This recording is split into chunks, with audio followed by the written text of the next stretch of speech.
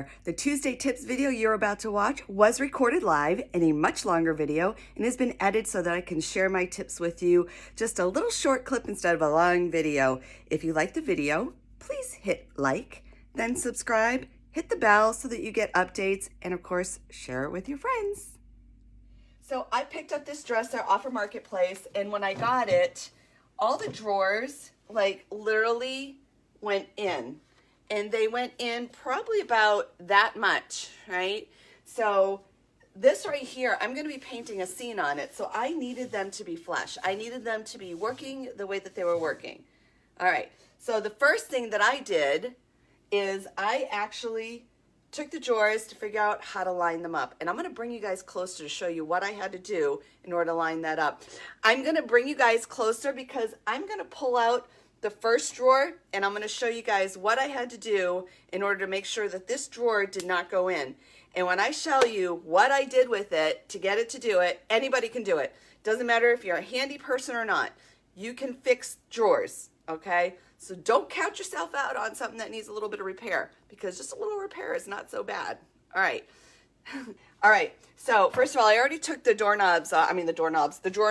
So I got to use my handy dandy drawer opener, which is my screwdriver, to open this up. All right. So as you can see, they're still a little wobbly. I'll have to do a little bit more. Hello in South Carolina. But when I take these out, when I first got this opened up, these were missing. These right here. So let me bring you just a little bit closer so you guys can see what I'm talking about. They're called drawer stoppers.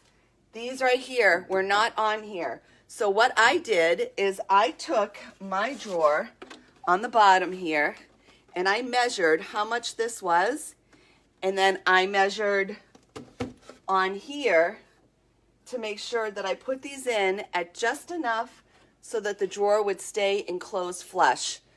So that's how my drawer started flush. So, oh, in Croatia, hello in Croatia.